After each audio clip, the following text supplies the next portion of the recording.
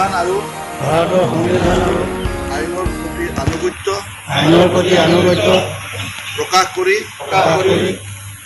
মোৰ পূৰ্ণ সামৰ্থ্যৰে জীৱন সম্পত্তিৰ সুৰক্ষা অপৰাধ চিনাক্ত আৰু প্ৰতিৰোধ কৰাৰ বাবে অংগীকাৰ কৰিলোঁ। প্ৰথমে স্বাগতম জনাইছোঁ। যিহেতু আজি ৰাজ্যৰ বিভিন্ন প্ৰান্তৰ লগতে হোজাই জিলা আৰক্ষী অধীক্ষক কাৰ্যালয়ত আজি পুলিচ দিৱস হিচাপে পালন কৰা হৈছে আৰু এই মুহূৰ্তত আমাৰ মাজত উপস্থিত আছে আৰক্ষী অধীক্ষক মানৱেন্দ্ৰ দেৱৰাই উপস্থিত আছে। তেওঁৰ পৰা আমি আজি যি পুলিচ দিৱসৰ এটা বিশেষ পালন কৰা হৈছে সমগ্ৰ ৰাজ্যতে, তেওঁৰ পৰা আমি কিছু কথা জানিবলৈ যত্ন কৰিম। ছাৰ, কি ক'ব আজি যিহেতু আপোনালোকৰ এটা শুভ দিন?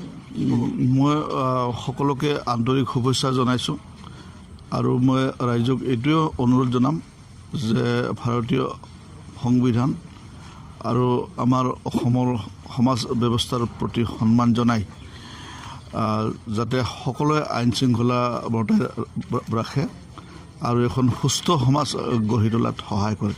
আৰু ছাৰ, আপুনি যিহেতু হোজাই জিলাৰ নতুনকৈ দায়িত্ব গ্ৰহণ কৰিছে, তো আপুনি হোজাই জিলাৰ কাৰণে কি মানে ভাল কাম কৰিব বা কেনেকৈ অপৰাধমুক্ত কৰিব কিবা চিন্তা চৰ্চা? ইয়াত প্ৰায়ভাগ শুনা যায় যে ইয়াত ড্ৰাগছৰ বৰ বেহা এটা চলি আছে আৰু জুৱা খেলে, মানুহবিলাকে তীৰ খেলা আছে বা বিভিন্ন ধৰণৰ অনৈতিক যিবিলাক কাম আছে, আমি সেইবিলাক একদম নিষ্ঠাৰে আমি সেইবিলাক সকলো মই জনগণখনে অল OCIC-বিলাকক কৈছোঁ যে সমাজৰ ক্ষতি কৰিব পৰা কাম আমি যিকোনো প্ৰকাৰে আমি তাক প্ৰতিহত কৰিব লাগিব আৰু এইসকল আমি অতি সোনকালে আমি তাক বন্ধ কৰিব লাগিব। ছাৰ, যিহেতু আপুনি এটা মূল্যৱান কথা কৈছিলে, আমি প্ৰায় দেখা পাওঁ যে ছাৰ নতুন প্ৰজন্মবিলাক তেওঁলোকে ডিপ্ৰেশ্যনত আহি বা কিছুমান মানসিক হেঁচা তেওঁলোকে অপৰাধ কৰি লয় বা তেওঁলোকে নেচাগ্ৰস্ত হৈ যায়। তো নৱপ্ৰজন্মক আপুনি ইয়াতে কি মেছেজ দিব? মই তেওঁলোকক ক'ম যে কিবা এটা যেতিয়া সমস্যা হয় সেইটো কোনোবা মানুহৰ লগত ভালকৈ আলোচনা কৰিব লাগে।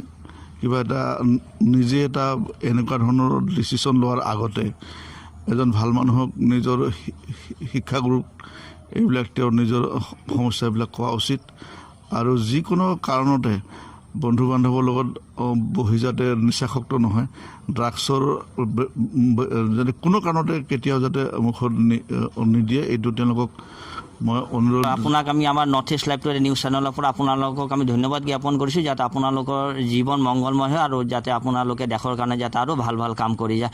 আৰু ছাৰে নতুন দায়িত্ব গ্ৰহণ কৰিছে আৰু ছাৰৰ পৰা আমি মূল্যৱান ভাল ভাল কথা তেওঁৰ পৰা জানিব পাৰিছোঁ। তেওঁ কৈছে যে হোজাই জিলাৰ যি দুৰ্নীতি আছে বা যি অনীতি কাম হৈ থাকে তাৰ কাৰণে তেওঁ যুঁজিব আৰু সেইবিলাক যাতে অতি সোনকালে তেওঁ আঁতৰ কৰিব পাৰে, এটা ভাল যাতে সুস্থ সমাজ তেওঁ গঢ়ি তুলিব পাৰে, সেইকাৰণে তেওঁ ভাল ভাল মেছেজ দিছে, ৰাইজৰ কাৰণে এটা ভাল ভাল উপদেশ দিছে আৰু তেওঁ ৰাইজৰ হকে কাম কৰি যাব আৰু ৰাইজৰ কাৰণে তেওঁ সদায় তেওঁ ৰাইজৰ কাৰণে আছে।